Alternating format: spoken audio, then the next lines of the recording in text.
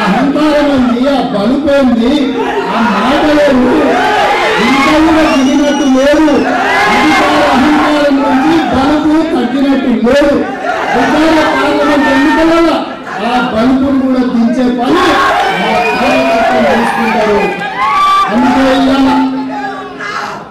ఏది పడితే అది వాగకుండా ప్రజలు తీర్పిచ్చేందు, ప్రజా ప్రభుత్వాన్ని ఏర్పాటు చేసేందు స్పష్టంగా ప్రజల దగ్గరికి వెళ్ళినప్పుడు ప్రజలకు మేము చెప్పినాం, దొరల పాలన వద్దు, ప్రజాపాలన కావాలి అని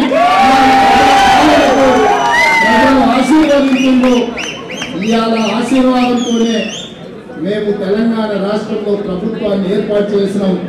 తెలంగాణ ప్రజల ఆశీర్వాదంతోనే ఇవాళ గ్రేట్ బ్రిటన్కి వచ్చినాం.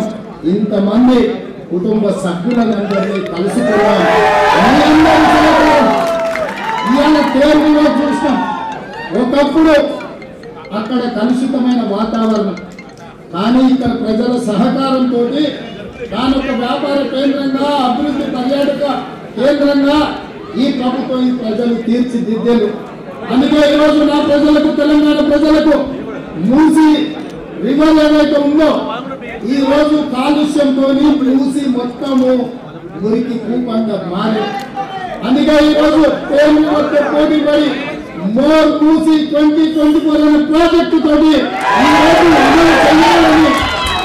హైదరాబాద్ నగరాన్ని ప్రపంచ నగరాలతో పోటీ పడే విధంగా అభివృద్ధి వైపు నడిపించాలని 55 కిలోమీటర్ల మూసి రివర్ను పూర్తిగా సజీవంగా ప్రజల ముందు సాక్షాత్కరించాలని ఇవాళ ఒక గొప్ప లక్ష్యంతోనే ఈ దేశం రావడం జరిగింది. ఇవాళ వాటన్నిటిని కూడా మా అధికారుల బృందంతో పరిశీలించడం జరిగింది. రాబోయే 36 నెలలలో ఈ రోజు మీ దగ్గర ఉన్న తేర్ రివర్ లాంటి రివర్ ని, మూసి రివర్ ని ప్రపంచంలో ప్రతి పర్యాటకుడు హైదరాబాద్ నగరానికి రావాలి, గోల్కొండ చూడాలి, చార్మినార్ చూడాలి, చూడాలి, నెక్లెస్ రోడ్డు మీద ఫోటోలు దిగాలి. వారసత్వ సంపదను ప్రపంచానికి చెప్పాల్సిన బాధ్యత మీ అందరి మీద ఉన్నది.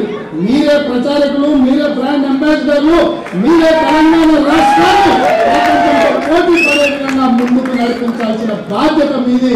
మీ అన్నగా రేవంత్ అన్నగా మీలో ఒకరిగా